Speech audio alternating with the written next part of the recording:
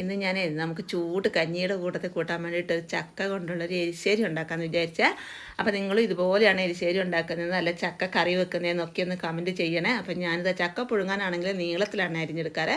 അപ്പോൾ ഇതുപോലെ എരിശ്ശേരി വെക്കാനാണ് ഇതുപോലെ റൗണ്ടിൽ അരിഞ്ഞെടുക്കും കേട്ടോ.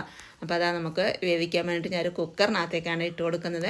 അപ്പോൾ നമ്മൾ അരിഞ്ഞ ചക്ക കുക്കറിലേക്ക് ഇട്ട് കൊടുക്കുക. എന്നിട്ട് അതിന് ആവശ്യത്തിനുള്ള മഞ്ഞൾപ്പൊടിയും കൂടെ നമുക്ക് ചേർത്ത് കൊടുക്കാവേ. മഞ്ഞൾപ്പൊടിയും ചേർത്തിട്ട് പിന്നെ അതിന് ആവശ്യത്തിനുള്ള ഉപ്പും കൂടി ചേർത്ത് കൊടുക്കുക കേട്ടോ. ഉപ്പും ചേർത്തിട്ട് നമുക്ക് ഈ ചക്ക വേവാനുള്ള വെള്ളവും കൂടി ഒഴിച്ചു കൊടുക്കണേ. അപ്പോൾ ഒരു അരക്കപ്പ് വെള്ളം ഒഴിച്ച് കൊടുത്താൽ മതി. എന്നുവെച്ചാൽ നമ്മൾ കുഴച്ചെടുക്കാനല്ല, ഒരുപാട് ലൂസാക്കി എടുക്കാനല്ല. അതുകൊണ്ട് നമുക്ക് വേണമെങ്കിൽ നമ്മൾ അരപ്പ് ചേർക്കുമ്പം അതിൽ വെള്ളം ചേർക്കാമല്ലോ. അപ്പോൾ അങ്ങനെ അരക്കപ്പ് വെള്ളവും കൂടി ഒഴിച്ച് കൊടുത്തിട്ട് നമുക്ക് നമ്മൾ ചക്കയൊന്ന് വേവിച്ചെടുത്തുകൊണ്ട് വരാവേ. അപ്പോൾ അത് കഴിയുമ്പോഴത്തേക്കും നമുക്ക് ചക്ക വേകുമ്പോഴത്തേക്കും നമ്മുടെ അരപ്പിനുള്ള തേങ്ങായും അതുപോലെ തന്നെ നമ്മുടെ വെളുത്തുള്ളിയും ചുവന്നുള്ളിയും ജീരകവും പച്ചമുളകും കൊടുത്തിട്ടുണ്ട് കേട്ടോ.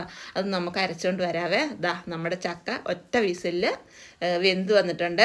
അപ്പം നമുക്കിന്ന് അടപ്പ് മാറ്റി നോക്കാവേ. അതാ ചക്ക നല്ലതുപോലെ വെന്ത് വന്നിട്ടുണ്ട് കേട്ടോ. അപ്പോൾ ചക്ക പെട്ടെന്ന് വേകുന്നുണ്ട്, ഒരൊറ്റ വിസിൽ മതിയേ. ഇനി നമുക്കിത് ചെറുതായിട്ട് നമുക്കൊന്ന് ഉടച്ചും കൂടി എടുക്കാവേ.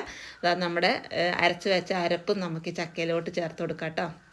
അപ്പോൾ ഉപ്പൊക്കെ നോക്കിയിട്ട് നമുക്ക് വീണ്ടും ആവശ്യത്തിന് ചേർത്ത് കൊടുക്കാവേ. അപ്പോൾ അതാ നമ്മുടെ അരപ്പും കൂടെ ചേർത്ത് നല്ലതുപോലെ ഒന്ന് ഇളക്കിയിട്ടുണ്ടല്ലോ. നമുക്കിത് ഒന്ന് തിളപ്പിച്ചെടുക്കണം കേട്ടോ. ഒരുപാട് തിളപ്പിക്കേണ്ട, ഒറ്റയൊരു തിളപ്പിച്ചെടുത്താൽ മാത്രം മതിയേ. അപ്പോൾ ഇത് അങ്ങനെ നമ്മുടെ അരപ്പൊക്കെ ചേർത്തിട്ട് നമ്മുടെ ചക്ക ഒന്നും കൂടെ തിളപ്പിച്ചെടുത്തിട്ടുണ്ട് കേട്ടോ.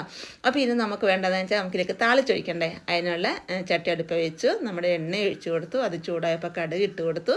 പിന്നെ നമ്മുടെ വെളുത്തുള്ളി ഇട്ട് കൊടുത്തിട്ടുണ്ട്. അതുപോലെ തന്നെ നമ്മുടെ ചുവന്ന മുളകും നമ്മുടെ കറിവേപ്പിലയും കൂടി ഇട്ട് കൊടുത്തിട്ടുണ്ട് കേട്ടോ. ഇതും നമുക്ക് താളിച്ച് നമ്മുടെ ചക്കയിലേക്ക് ഒഴിച്ചു കൊടുക്കാം കേട്ടോ.